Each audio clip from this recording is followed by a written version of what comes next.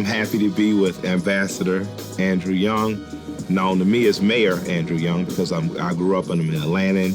I want to talk to you today about something that's very important to me because as I've grown older and turned into a dad and a husband, money has mattered a lot. And we hear about a place that's fabled almost called Black Wall Street, which was known as the Greenwood district in Tulsa, Oklahoma, that it was a thriving black community financially. It was self-contained. It was self-policed almost. People took care of their own, and a riot happened, and it decimated it. And we has never been the same. And that was almost 100 years, 99 years ago to be 100 years next year.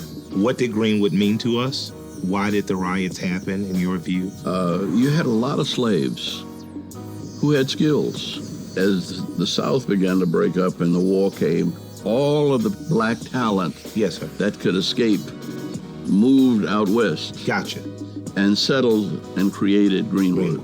Talented people who escaped slavery took their skills and began to come together. Yes, and sir. by the time it became known as Black Wall Street and the Civil War was over, it was probably one of the most powerful centers of brains and money.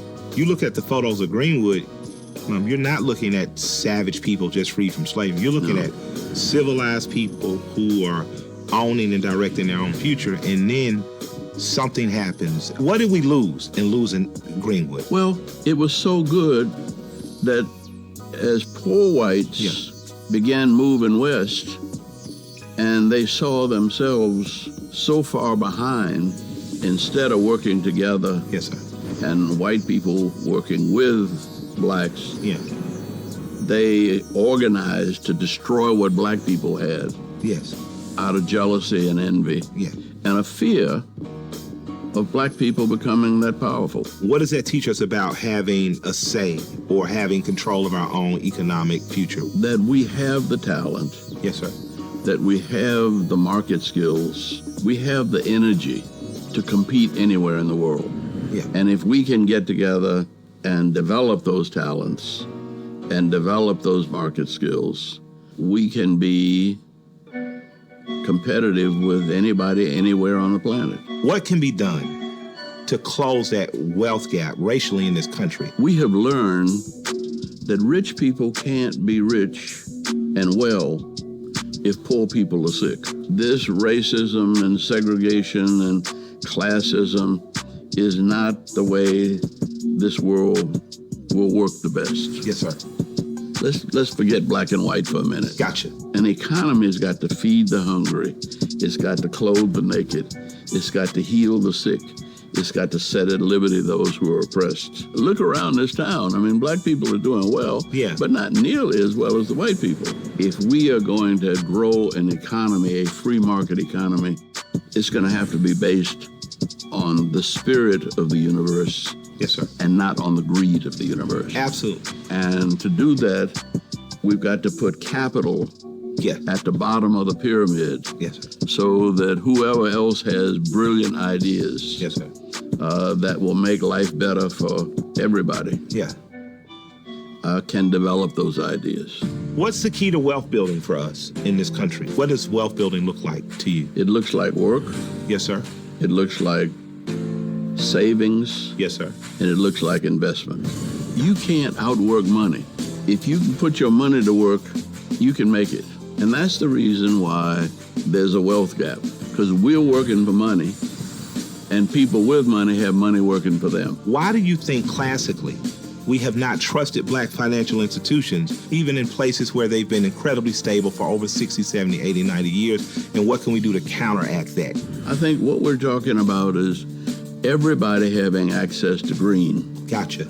See? Fair access to green. Yes. And if you've got a brilliant idea, it doesn't matter what color you are. You ought to be able to finance that idea. It feels as though the way that we can go forward is to make sure that poor people, black, white, or indifferent, have financial literacy education early. What we have to begin to do in today's world is to develop an economic system that is technically capable of doing what we want to do and provide us both security and profit for our savings. FinTech has enormous potential.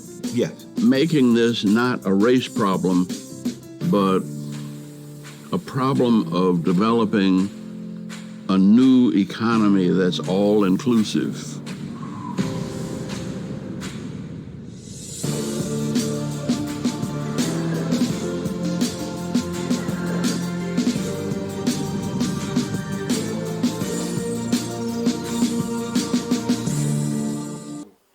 Killer Mike co-founded a digital banking, you know what I'm saying, black owned digital banking, like Chime, hopefully, you know what I'm saying. So black owned bank. Digital black owned bank.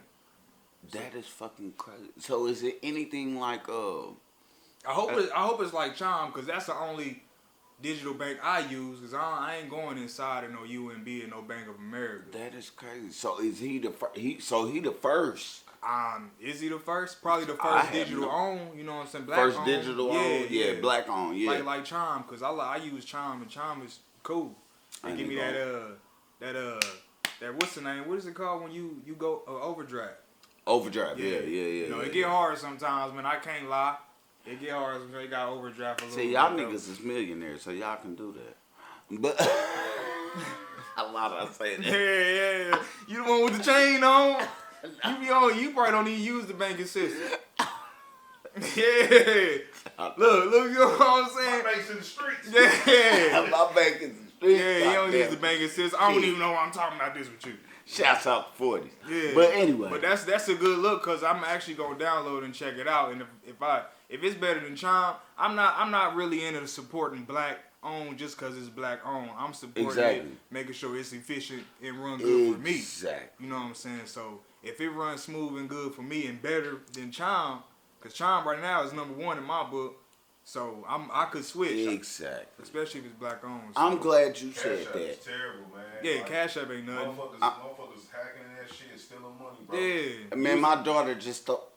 I ain't gonna get into that. Anyway, Yeah. I'm glad that you just said what you just said, because a lot of people, man, they get into this black-owned businesses thing. I've been seeing the commercial and everything about the black-owned businesses. Yes, I do support my black people, but I'm not gonna do it if you ain't doing it right. I'm not gonna support you if you ain't doing it right. You gotta do it right. You gotta do it right, man. If your restaurant is nasty and dirty and the all of the cooks in there is ghetto, no, I'm not gonna come up there and buy no food when I ordered chicken wings and some fries and I get something else. Yeah. No, I'm not gonna do it, man. That don't mean we don't support black owned. That don't mean we don't support black owners, because we do. We support black owners. But if you're a black owner, be a good black owner. Make me want to come back to your establishment. That's all I'm saying. You gotta care about the customer, man. You gotta care about the customer. Y'all be ready to fight the customer. Hell yeah, real quick. You got something to say, come speak on it. Every little thing, we be on it. If you ain't heard of us, get up on it. We do our promotion, come be on it. If you got something to say, come speak on it. Every little thing, we be on it. If you ain't heard of us, get up on it. We do our promotion, come be on it.